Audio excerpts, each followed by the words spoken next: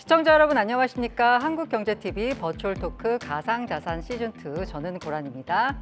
네, 안녕하세요. 원더프레임의 김동환입니다. 네, 안녕하세요. 샌드뱅크의 백훈종입니다. 챗 GPT의 아버지 샘 올트먼이 야심차게 준비한 크립토 프로젝트 월드코인이 시장을 뜨겁게 달구고 있습니다.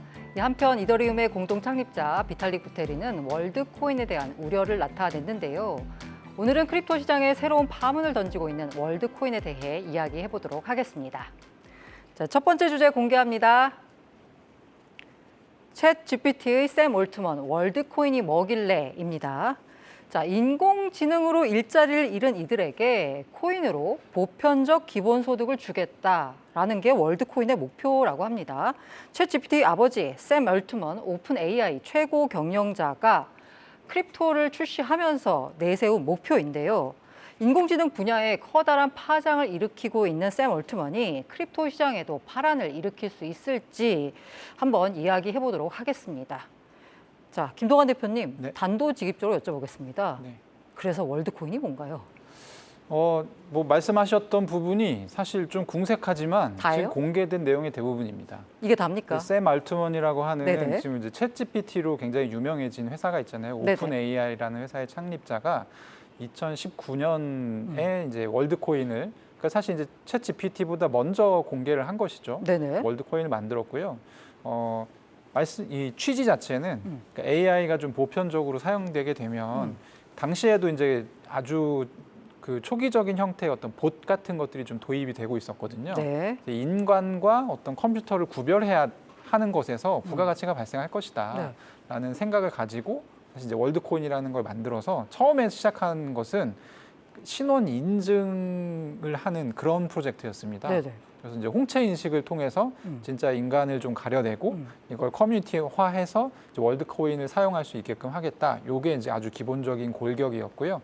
최근에 이제 홍보가 되기로는 AI 시대가 되면 일자리를 잃는 사람도 있을 것이고 이런 것들에 대한 어떤 기본소득을 월드코인으로 지급할 수 있겠다. 이런 얘기까지 나오고 있습니다. 아니 근데 기본소득을 어떻게 월드코인으로 줄 수가 있죠? 이제 돈이 많은 어디서 분들이 나와서. 네. 그거를 좀 가능하냐 네, 이런 생각을 하고 있고요. 뭐 쉽게 말해서 국가라고 하면 세금을 걷어갖고 주잖아요. 그렇죠. 그럼 도대체 뭐 월드코인이 무슨 뭐 국가 같은 단체도 아니고 네. 어떻게 해서 기본소득을 줄 수 있는 그 재원 마련이 된다는 거죠? 예, 추측컨대 네네. 그 크립토 업계에서 많이 쓰는 사고방식 중에 하나가 뭐냐면 어떤 특정 코인, 특정 통화를 많은 사람, 충분히 많은 사람들이 애정을 가지고 사용하게 되면 그 네트워크에서 가치가 발생한다라는 이제 사고방식이 있거든요. 네네. 그래서 이제 뭐 아주 좀 비약을 좀 섞어서 얘기하자면 우리 달러화가 미국 달러화가 이제 사실 미국이란 나라의 어떤 화폐지만 그 국제적인 어떤 통화로서 강력한 가치를 갖는 이유가 뭐냐면 국제 거래가 가능하고 세계 네네. 어느 곳에 가든 대충 다 사용할 수가 있잖아요. 네, 맞습니다. 거기서 이제 추가적인 가치가 발생되는 것인데 이제 월드코인 같은 경우도 충분히 많은 사람이 이용을 하게 된다고 하면 뭐 기본소득이니까 보통 지금 이제 저는 월드코인을 이제 인증을 해서 월드코인을 받고 있는데 네네. 이게 주는 방식이 뭐 일주일에 한 개, 뭐 이런 식으로 주거든요. 그러니까 네네. 주기적으로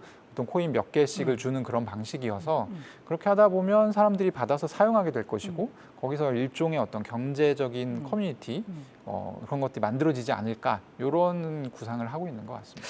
그런데 이제 19년부터 준비했다라고 하는데 아직 재원 마련에 대한 제가 듣기로는 네. 제 입장에서는 구체적인 뭔가 대책은 없는 것 같다라는 생각이 들거든요. 네.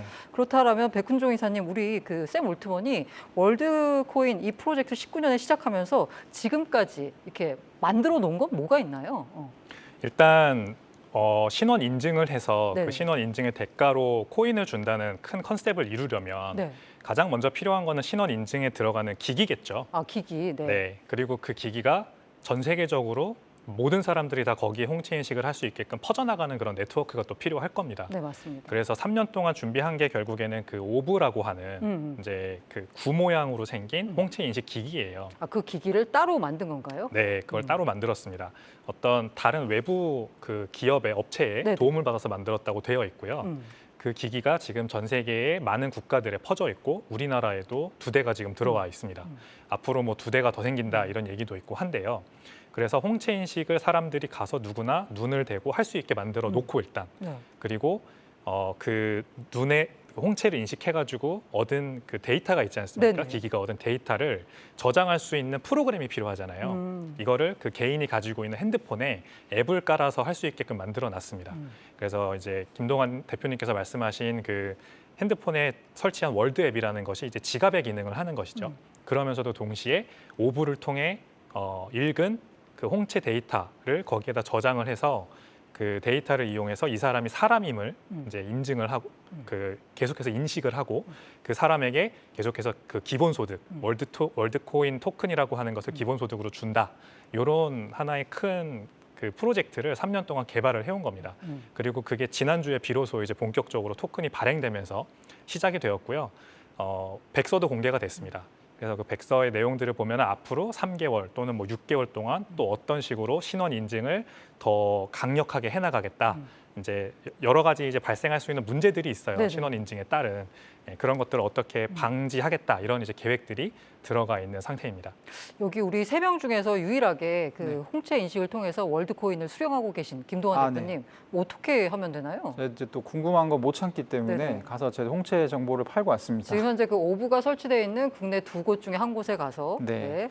그 이제 일단 핸드폰에서 네. 이제 뭐 지금은 iOS하고 안드로이드 둘 다 되거든요. 네네. 근데 원래 iOS 기반만 됐었는데 일단 앱을 깔아야 됩니다. 네. 앱을 깔면 거기에 이제 핸드폰 정보하고 뭐 이런 것들을 개인 정보들을 입력하는 절차가 있고요. 네네. 그걸 다 하면 너희 나라에 어디에 가면 오브가 있다라는 걸 알려줍니다. 그러면 이제 거기 가서 오브가 이렇게 동그랗게 구 모양으로 돼 있고 이렇게 뭐라 하죠? 이 검정색 약간 그 적외선 우리 네네. 이렇게 집에서 네. 이 TV 껐다 켰다 할 때 이 수신부 있잖아요. 네네. 그것처럼 이렇게 검정색 액정 같은 게 있거든요. 거기에 눈을 대고 이게 있으면 약간 띠링 소리와 함께 인증이 되는 그런 방식입니다. 근데 이제 좀 흥미로웠던 거는 안구가 2개인 분만 인증이 가능합니다. 안구가 없거나 하나만 안구가 없거나 이게 홍채의 인식이잖아요. 네네. 그래서 저는 이제 한쪽 눈만 있는 건 가능하지 않을까 생각했는데 관계자 얘기를 들어보니까 두 쪽 다 있어야 된다고. 아, 지금 현재로서는 그렇고 앞으로도 뭐 개발이 되겠죠, 뭐 네. 그런 방식은. 근데 지금 김동완 대표님이 말씀하셨지만 내 개인정보 입력하고 네. 홍채 데이터 등록하고 딱 하고 나니까 벌써부터 약간 뭔가 정보 유출 우려가 되거든요. 네. 이 부분에 대한 문제는 없나요? 근데 이제 그렇죠. 예. 이제 정보 유출에 대한 부분을 이 월드코인 측에서는 어떻게 방어를 하고 있냐면 네네. 그 오브라는 기기에 담긴 홍채 인식 데이터는 즉시 사라진다, 즉시 삭제된다, 저장되지 않는다. 라고 말하는 걸 믿는 수밖에 없죠. 그렇죠. 네네. 그리고 이제 영지식 증명이라는 걸 통해서 그 핸드폰 번호 등 개인 정보를 입력한 것과 홍채 인식을 인증한 데이터와 이제 상관관계를 알 수 없게 하는 거죠, 아무도. 그런 장치를 도입했다고 하는데 이제 이런 것들을 기술적으로 얼마나 믿을 수가 있느냐는 사실 네. 일반인들은 전혀 이해할 수 없는 부분이기 때문에 네, 맞아요. 월드코인 측에서 얘기하는 걸 믿을 수밖에 없죠. 여러 가지 이제 문제가 있을 겁니다. 홍채 인식이라는 기술 자체에 대한 이제 문제도 있을 것이고 또 홍채 인식을 했으면은 그 인식한 데이터와 그 사람이 가지고 있는 핸드폰에 입력한 개인 정보 간의 상관성이 얼마나 100% 매칭이 되느냐 이런 것들도 분명히 문제가 될 거고 또 악용하는 케이스들도 나올 거예요, 분명히. 이런 것들을 어떻게 앞으로 이 월드코인 측에서 방지해 나가느냐가 관건이 될 것 같습니다.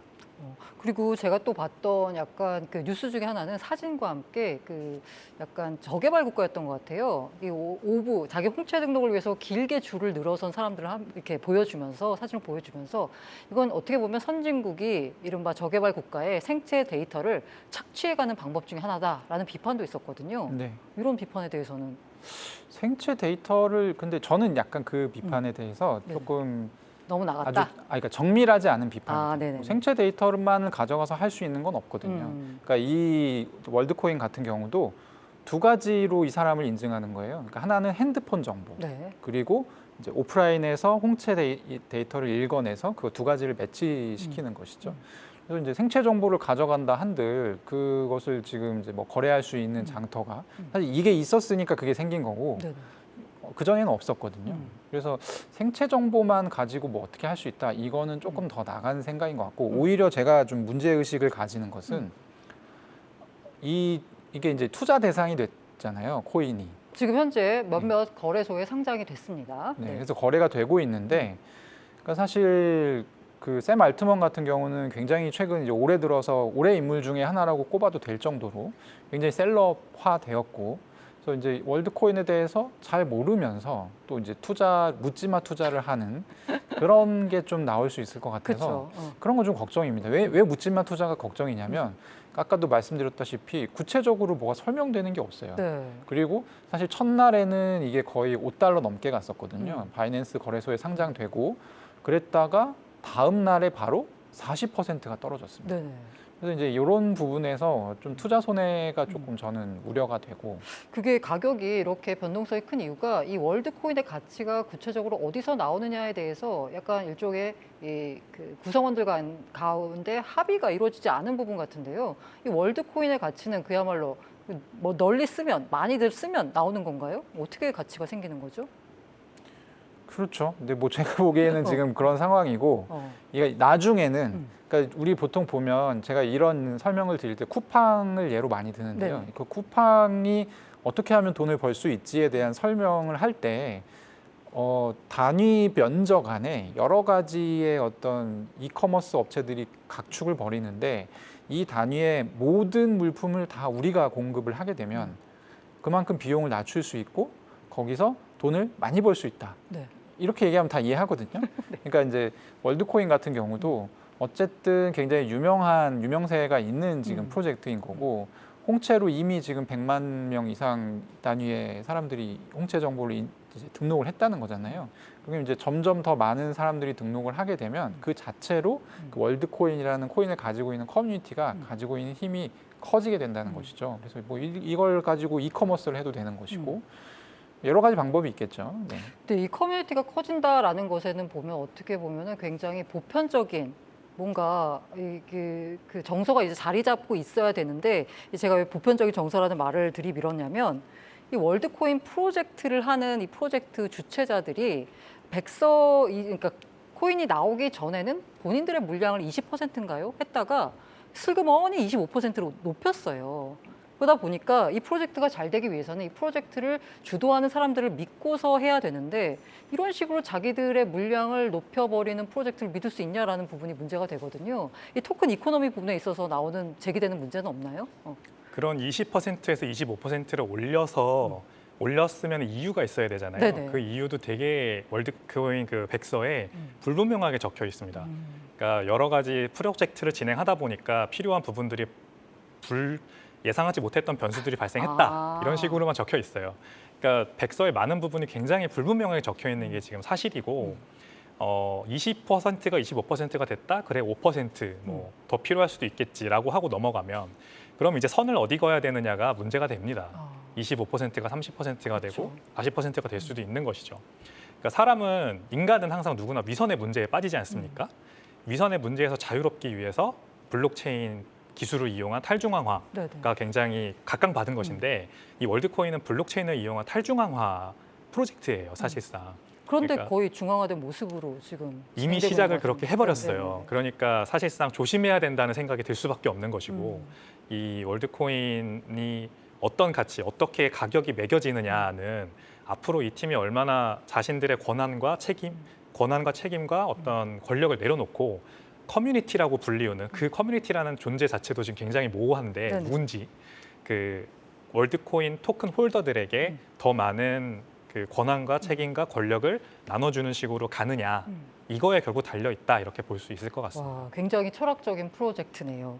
이 가운데 이제 우리 그 유명인이죠. 비탈릭 부테린, 이더리움의 창시자죠. 우려를 표명했다라고 하는데 역시나 탈중앙성 부분에 대한 우려였나요? 탈중앙성 얘기도 있고요. 네네. 그러니까 저희가 오늘 얘기한 얘기를 다 했습니다. 네네네. 비탈리프테린이 네. 개인정보 탈취에 대한 문제도 있고요. 또 하나는 이 오브라는 게 지금 1,500개 정도가 전 세계에 흩어져 있거든요.